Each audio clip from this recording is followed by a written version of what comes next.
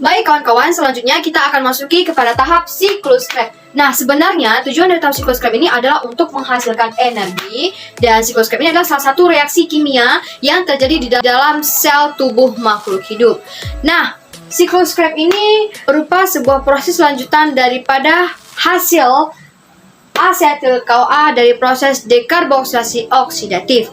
Nah, sedangkan asetil CoA ini pada mulanya berasal dari glukosa yang terglikolisis atau terjadi proses glikolisis, kemudian dilanjutkan kepada dekarboksilasi oksidatif dengan menghasilkan asetil CoA, dan sekarang dilanjutkan kepada siklus Krebs untuk menghasilkan energi dalam bentuk ATP. Baik kawan-kawan, kita akan masuki kepada tahap siklus Krebs. Nah, siklus Krebs ini dia terjadi di matriks mitokondria dan tahapannya memiliki 8 tahapan. Yuk kita simak. Nah, siklus Krebs. Awal-awal mulanya, asam piruvat dirubah menjadi asetil CoA hingga membentuk 2 atom karbon. Ya, saya umpamakan atom karbon dengan titik bulat ini. Jadi ini memiliki 2 atom karbon.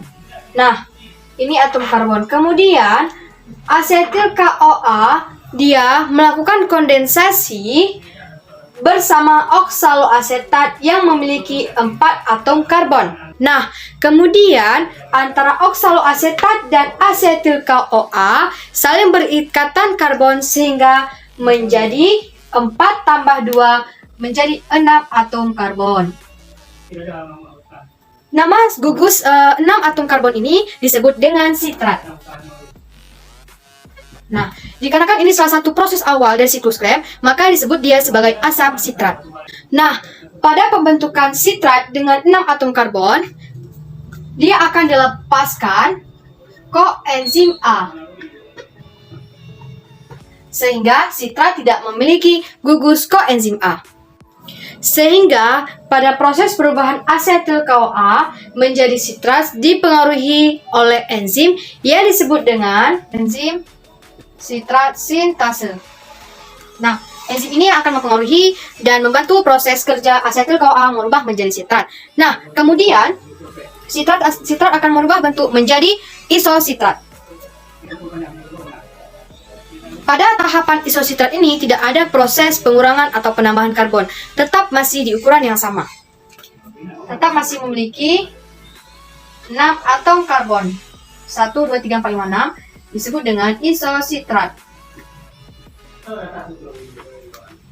Kenapa pada proses sitrat menjadi isositrat tidak ada terjadi perubahan karbon?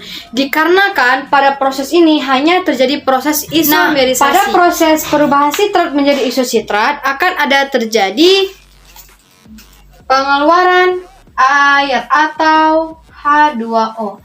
Nah, pada proses ini dibantu dengan enzim yang disebut dengan akinotase. Sudah terjadi 2 bantuan dari enzim.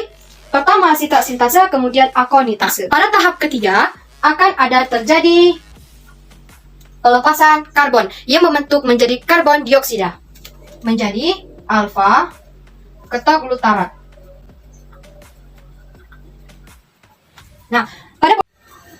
Nah, selanjutnya menuju kepada tahap ketiga.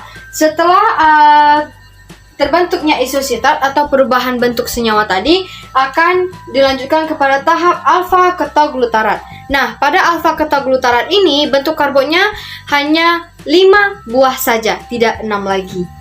Kita buat 1, 2, 3, 4, 5. Nah, kok bisa 5 ya? Terus satu lagi dibawa kemana? Nah, jadi pada proses ini dia akan melepaskan 1 buah karbon hingga membentuk CO2. Dia akan melepaskan 1 karbon hingga membentuk CO2. Nah, artinya ketika dia melepaskan 1 karbon, dia akan melepaskan elektron yang akan ditangkap oleh NAD+ menjadi NADH.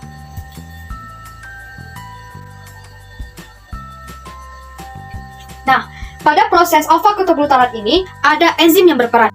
Nah, kemudian dia akan melanjutkan kepada tahap keempat yang akan menghasilkan subsinil. Nah, pada tahap subsinil ini dia akan mereduksi juga satu atom karbon sehingga menjadi 4 atom karbon. Nah, dikarenakan dia sudah mereduksi satu atom karbon, berarti membentuk CO2. Dan dia juga melepaskan satu elektron, sehingga terbentuklah NADH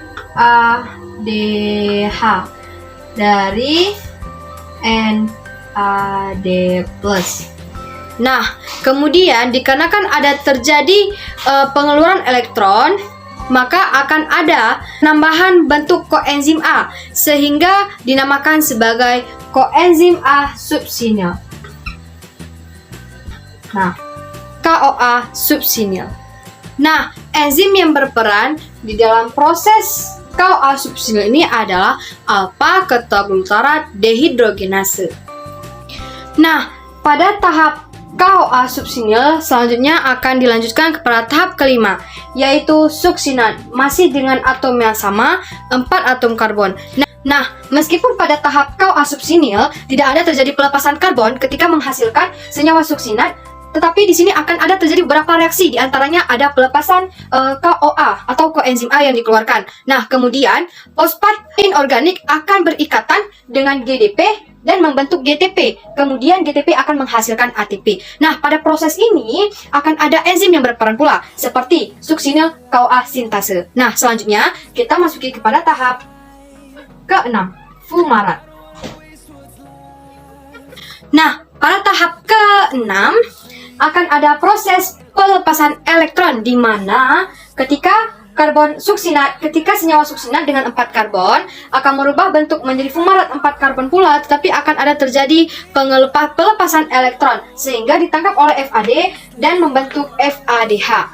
Nah, kemudian kita akan masuki kepada tahap ke-7.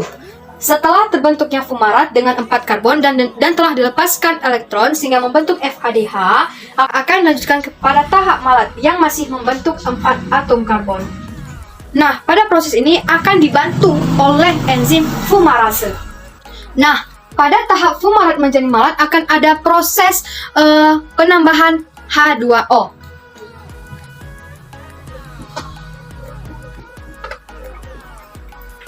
Nah, kemudian malat akan merubah kembali menjadi oksaloasetat. Nah, pada proses oksaloasetat ini akan ada terjadi pembentukan NADH. NADH dari NAD+. Bisa kawan-kawan pahami? Ketika dari fumarat menuju kepada malat dengan penambahan H2O, dan malat akan dirubah kembali menjadi oksaloasetat dengan pembentukan NADH dari NAD+. Nah, pada proses perubahan dari malat menuju oksaloasetat dibantu oleh enzim yang disebut dengan malat dehidrogenase.